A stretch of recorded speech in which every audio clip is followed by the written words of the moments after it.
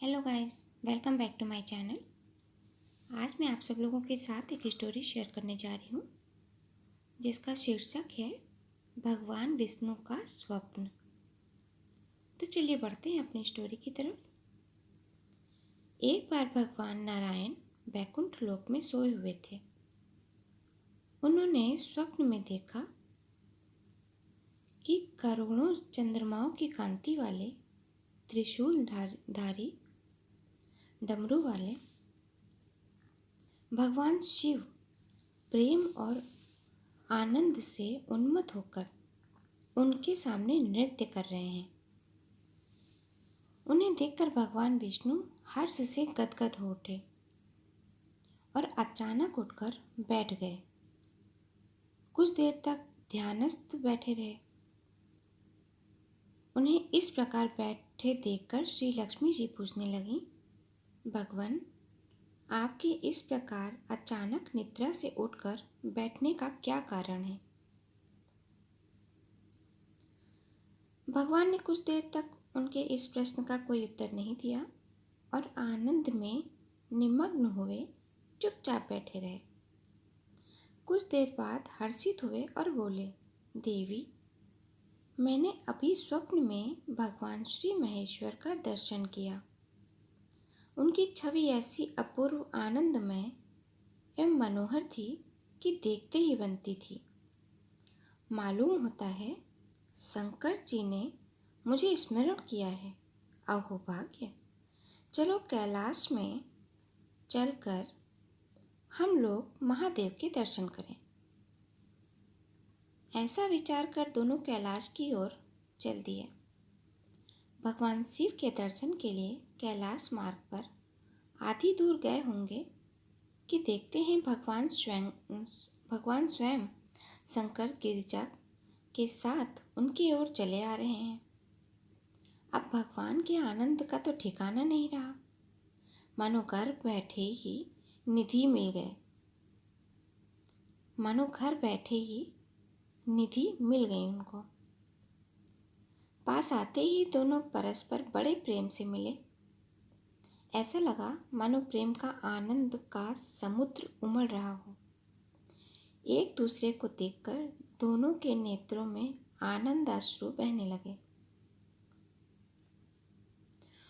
और शरीर पुलकायमान हो गया। दोनों ही एक दूसरे से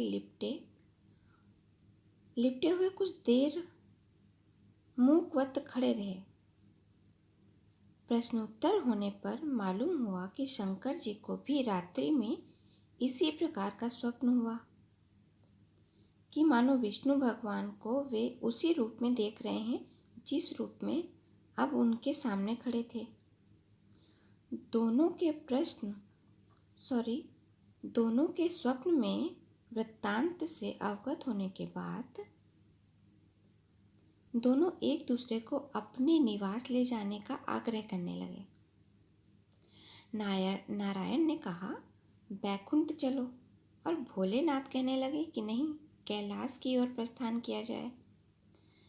दोनों के आग्रह में इतना अलौकिक प्रेम था कि ये निर्णय करना कठिन हो गया था कि कहाँ चला जाए।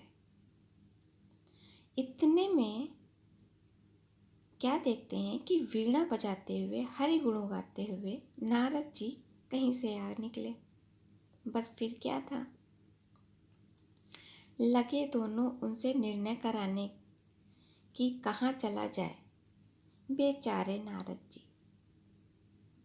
नारद जी तो स्वयं परेशान थे। इस अलौकिक मिलन को देखकर वे तो स्वयं अपनी सुध बुध भूल चुके थे और लगे मस्त होकर दोनों का गुणगान करने। अब निर्णय कौन करे? अंत में यह तय हुआ कि भगवती उमा जो कह दें वही ठीक है। भगवती उमा पहले तो कुछ देर चुप रहीं। अंत में वो दोनों की ओर मुख करते हुए बोली, हे नाथ, हे नारायण, आप लोगों के निश्चल अनन्य एवं अलौकिक प्रेम को देखकर तो यही समझ में आता है कि आपके निवास अलग अलग नहीं हैं। जो कैलाश है वही वैकुंठ है, और जो वैकुंठ है वही कैलाश है। केवल नाम में ही भेद है। यही नहीं, मुझे तो ऐसा प्रतीत होता है कि आपकी आत्मा भी एक ही है, केवल शरीर देखने में दो हैं। और तो और मुझे तो स्पष्ट लग रहा है कि आपकी भार्याएं भी एक ही हैं। जो मैं हूँ वही लक्ष्मी है, और जो लक्ष्मी है वही मैं हूँ। केवल इतना ही नहीं, मेरी तो अब यह दृढ़ धारणा हो गई है कि आप लोगों में से एक के प्रति जो द्वेष करता है वह मानो एक दूसरे के प्रति ही करता है। एक की जो पूजा करता है वह मानो दूसरे की भी पूजा करता है। मैं तो तय समझती हूँ कि आप दोनों में जो भेद मानता है उसका चिरकाल तक घोर पतन होता है। मैं देखती हूँ कि आप मुझे इस प्रसंग में अपना मध्यस्थ बनाकर मानो मेरी प्रवचना कर रहे हैं, मुझे असमंजस में डाल रहे हैं, मुझे भुला रहे हैं। अब मेरी यही प्रार्थना है कि आप लोग दोनों ही अपने अपने लोग पधारिए। श्री विष्णु ये समझे कि हम शिव रूप में बैकुंठ जा रहे हैं, और महेश्वर ये माने कि हम विष्णु रूप में कैलाश गमन कर रहे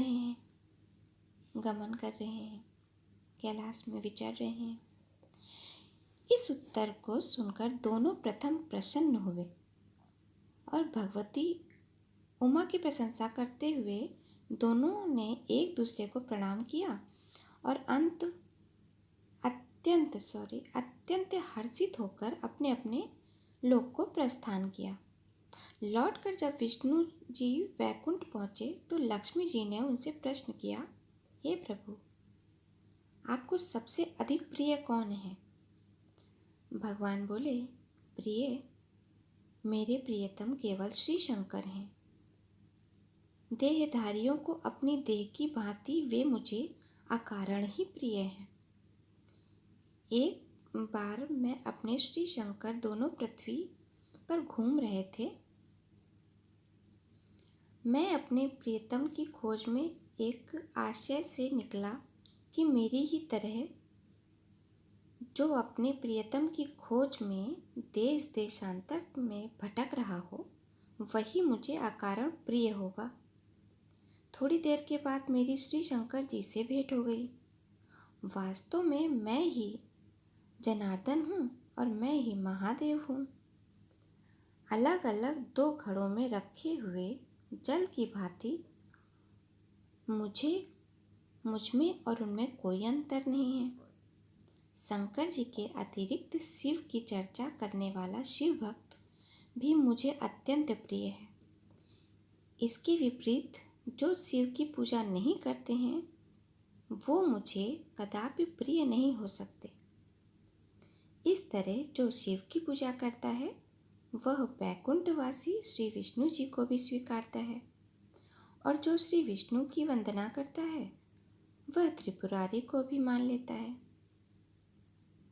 कुल मिला के इसका आधार ये है कि अगर आप शिव की भी पूजा करो या आप वैकुंठ भगवान श्री हरि की पूजा करो, दोनों का फल आपको एक समान ही मिलेगा।